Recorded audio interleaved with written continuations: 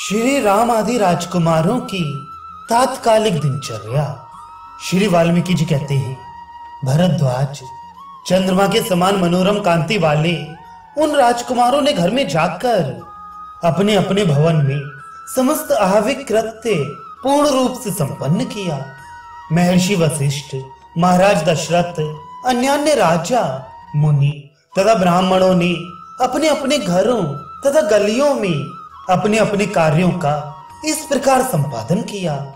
उन सब ने जलाशयों में स्नान किया और ब्राह्मणों को अपनी शक्ति के अनुसार गौ, भूमि, तेल, स्वर्ण, शैया, आसन, वस्त्र और बर्तन आदि का दान दिया। स्वर्ण मणियों से जटित होने के कारण विचित्र शोभा धारण करने वाले अपने घरों और देवालयों में उन्होंने भगवान विष्णु, शंकर, अग्नि और सूर्य आदि देवताओं का पूजन किया। तत्पश्चात पुत्र, पौत्र, सुहृद, सखा, भृत्य और बंधु बांधवों के साथ अपनी रुचि के अनुरूप भोज्य पदार्थों का आस्वादन किया। फिर सायंकाल तक का समय उन्होंने तत्कालिक चेष्टा, पुराण एवं धर्म शास्त्र के श्रवण आदि के द्वारा व्यतीत किया। सूर्यास्त होने पर उन्होंने विधि पूर्वक संध्या वंदन, अगमर्षण मंत्रों का जप, पवित्र स्तोत्रों का पाठ और मनोहर गाथाओं का गान किया। फिर धीरे धीरे वे रघुवंशी राजकुमार दीर्घ चंद्र वेमु के समान रमणीय शैयाओं पर, जहां फूल बिछाई गई थी और मुट्ठियों से कपूर का चूर्ण बिखेरा गया था, सोए। तदनंतर प्रातः काल के तूर्य घोष के साथ चंद्रमा के समान सुंदर मुख वाले श्री रामचंद्र जी शैया से उठे, मानो कमल मंडित सरोवर से प्रफुल्ल कमल प्रकट हो गया हो।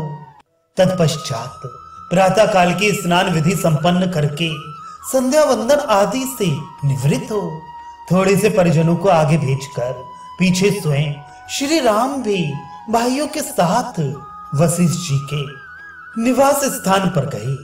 मुनिवर वशिष्ठ एकांत में समाधि लगाए बैठे थे और परमात्मा का चिंतन करते थे। श्री राम ने दूर से ही कंधा झुकाकर मुनि को प्रणाम किया। उन्हें प्रणाम करके वे विनय युक्त राजकुमार तब तक उस आंगन में खड़े रहे जब तक अंधकार का नाश होकर दिगंगनाओं का मुखमंडल स्पष्ट दिखाई ना देने लगा।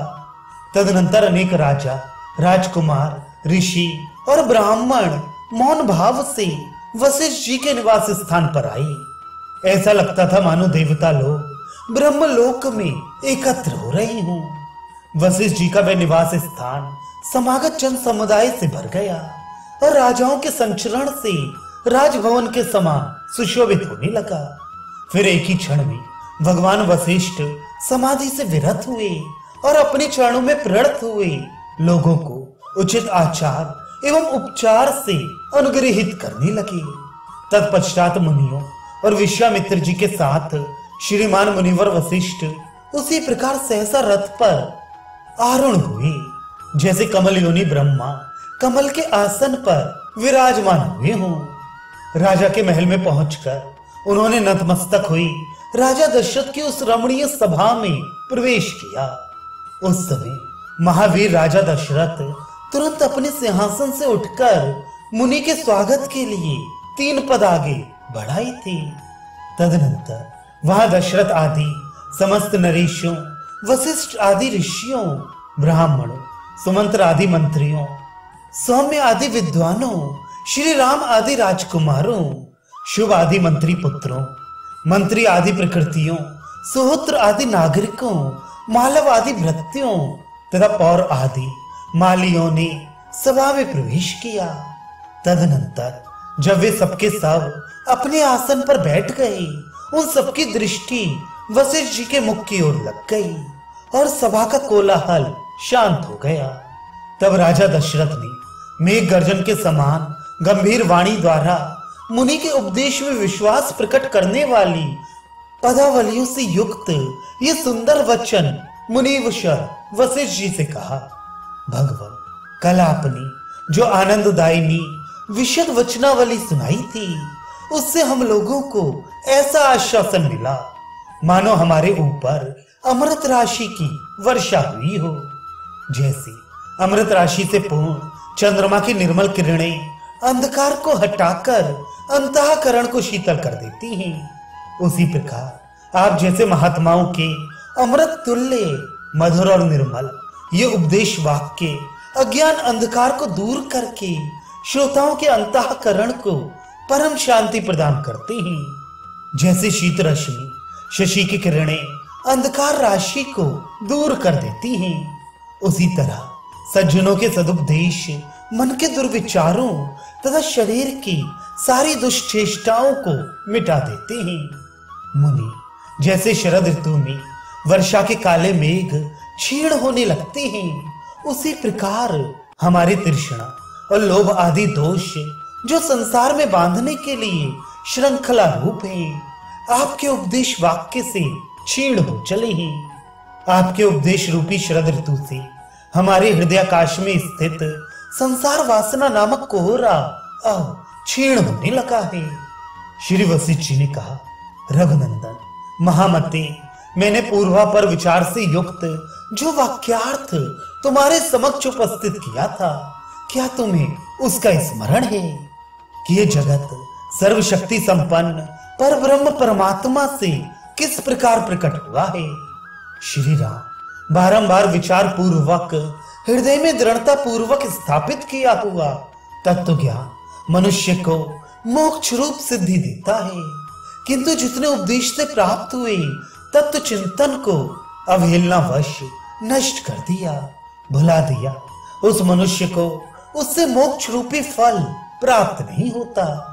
रघुनंदन, जैसे विशाल वक्षस्थल वाला धनवान पुरुष अपने कंठ में उत्तम जातियों के मोतियों की माला धारण करने का अधिकारी होता है, उसी प्रकार जिसका हृदय विवेक से संपन्न है, वे तुम्हारे जैसा पुरुष ही सुविचारित एवं विशुद्ध उपदेश वचनों का योग्य पात्र होता है।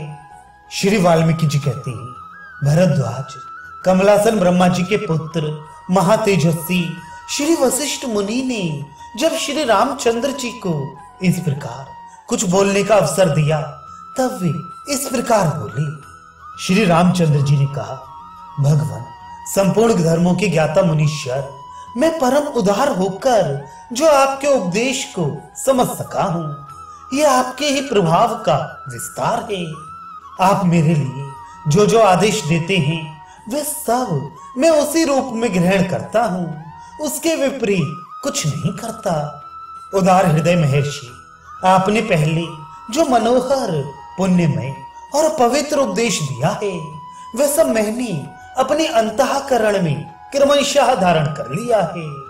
ठीक उसी तरह जैसे कोई सुंदर और पवित्र रत्न समूह को माला के रूप में गूंथ कर अपने कंठ में धारण कर ली। आपका अनुशासन हितकारक, मनोरम, पुण्यदायक और परमानंद प्राप्ति का साधन है। भला कौन ऐसे सिद्ध पुरुष हैं जो इसे शिरोधार्य नहीं करेंगे? आपका ये पवित्र उपदेश पहले श्रवण काल में ही परम मधुर लगता है, फिर मध्य काल में मनन और निधिध्यासन के समय शम आदि के सौभाग्य की वृद्धि करता है, तथा अंत में परम उत्तम मोक्ष रूपी फल की प्राप्ति कराने वाला होता है। आपका उपदेश कल वृक्ष के पुष्प की भांति सदा विकास युक्त, उज्जवल, अमलान, शुभ और अशुभ, देव दानव सभी को आनंदमय बना देने वाला और अक्षय शोभा से संपन्न है। ये सब हम लोगों को अभीष्ट फल देने वाला हो। भगवान, आप संपूर्ण शास्त्रों के विचार में विशारद हैं, विस्तृत पुण्य रूपी जल राशि के एकमात्र महान सरोवर हैं, महान व्रतधारी और पाप ताप से रहित हैं। इस समय मेरे प्रति आप पुनः अपनी उपदेश वाणी के प्रवाह का प्रसार कीजिए, सदुपदेश रूपी अमृत का निर्झर बहाइए।